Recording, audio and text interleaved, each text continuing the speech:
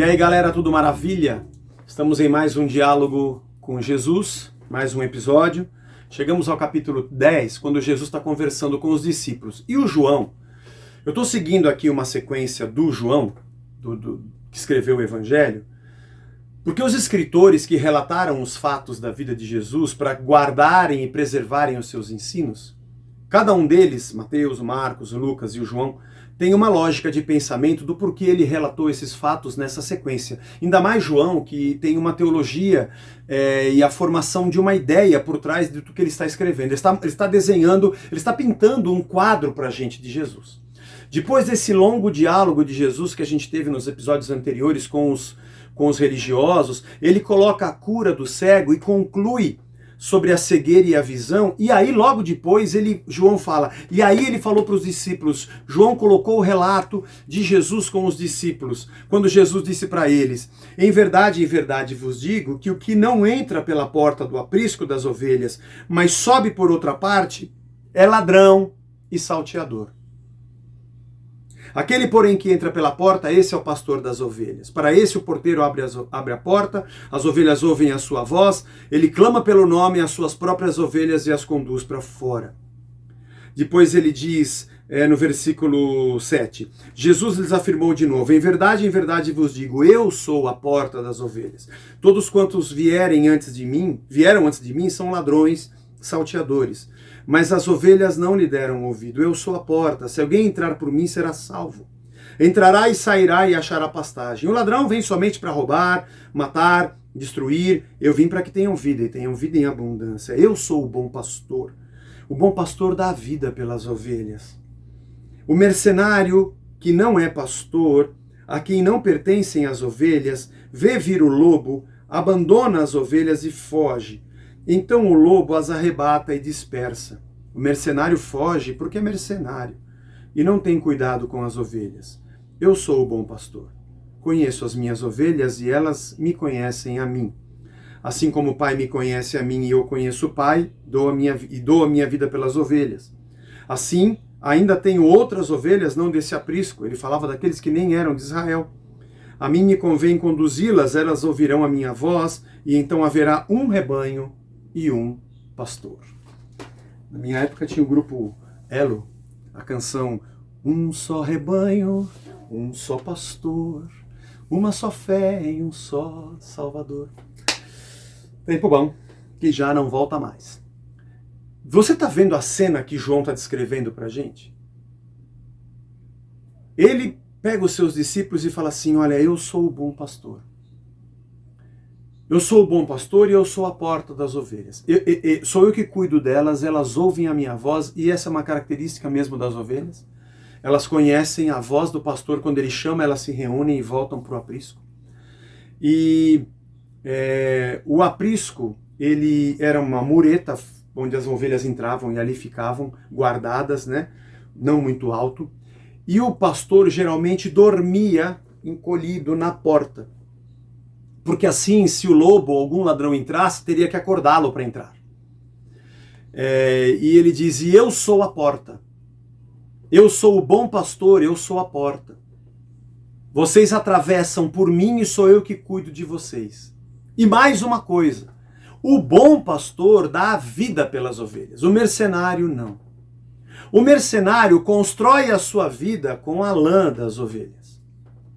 O mercenário, ele se aproveita da sua posição apenas para ganhar aquilo que lhe agrada. Mas ele não vai arriscar o que tem pelas ovelhas, o rebanho não é dele. Jesus está dando um ensinamento aqui muito importante, fazendo um paralelo, e João está nos descrevendo isso, sobre o tipo de liderança que aqueles homens e mulheres daqueles dias do primeiro século tinham ao olhar para os sacerdotes, para os saduceus, para os mestres fariseus, para os escribas, que tinham mais zelo pela lei do que pelas pessoas. Estavam mais felizes se algum milagre acontecesse na sinagoga do que se o cego começasse a enxergar. Expulsaram o rapaz da sinagoga, porque não foi no meio deles que aconteceu qualquer tipo de sinal, mas fora do seu controle. E Jesus disse, isso aí é mercenário, é gente que está juntando para si próprio. As pessoas são cabeças de gado, O importante é a quantidade e o que elas podem acrescentar. Quando elas correm algum perigo, ele vira as costas, finge que não viu e o lobo deita e rola.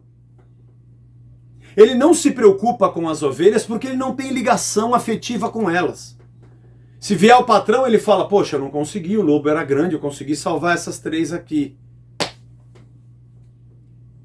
Ele quer ganhar, mas ele não quer perder. Mas Jesus está ensinando, preste atenção no que eu estou dizendo, que não dá para dizer tudo num episódio só, mas no próximo episódio, Jesus conclui esse diálogo e vai ser muito interessante você compreender isso.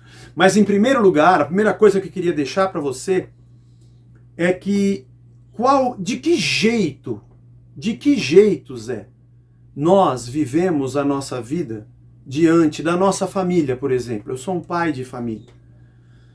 Dentro da nossa comunidade, como um líder de jovens, como um líder de adolescentes, como um líder de casais, ou mesmo como um pastor. Que tipo de imagem eu carrego e que tipo de molde eu tenho para formar a minha essência, a minha consciência? O que significa a palavra ministério, dom, trabalho e serviço para o reino? Qual é o molde que forma o meu caráter? Aquele que se preocupa mais em cumprir as regras da sinagoga do que ver um cego de nascença enxergar? Aquele que aprisiona e diz, só pode ficar aqui, a gente te expulsa daqui? Ou daquele que diz, você é livre, se você quiser me segue, mas eu diria para você continuar, mas fique à vontade. Ó, ali tem a árvore do fruto do conhecimento do bem e do mal, se quiser comer, você come, mas se eu fosse você, vai e não peques mais. Aliás, como ele disse para a prostituta, sem barreiras, sem prisões, sem possessividade, mas ao mesmo tempo, todos aqueles que dizem, não, eu quero andar contigo, Jesus, então pode entrar no meu aprisco, porque se for preciso aqui, o pastor morre, mas a ovelha fica viva. É assim que você é? Quando alguém diz a palavra ministério ou liderança para você, você entende que isso é um sacrifício? Você entende que isso é uma abnegação? Você compreende que então, a partir de agora, a existência que você vive, essa vida que você vive, ela está a serviço do próximo? Você entende que o seu dom, o seu talento, a sua vocação e o seu chamado é para que você se doe? E que este rebanho não é seu, não há uma possessividade que você possa se locupletar dela para dizer tudo isso aqui Deus me deu, agora é meu, essas ovelhas são minhas. Não há isso. Não há tratado de Tordesilhas, não há limites fronteiriços. Tudo pertence ao Pai e você só cuida de um rebanho que não é seu. Mas ao mesmo tempo você cuida com a sua vida. Se for para eu ganhar alguma coisa, não precisa, isso aqui é de Deus, não é meu. Mas se eu tiver que perder a minha vida para cuidar, eu perco. Você compreende que vocação e ministério é um chamado para a perda?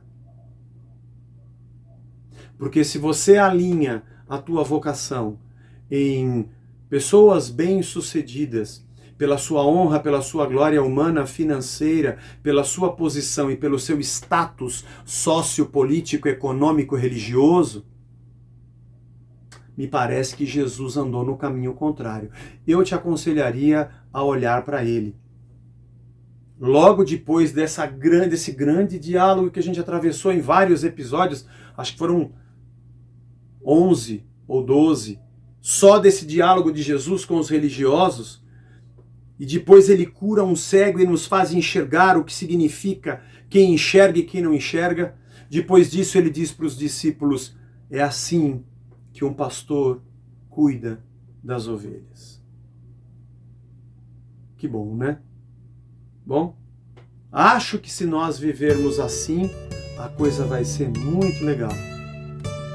Deus nos abençoe. Até o próximo episódio.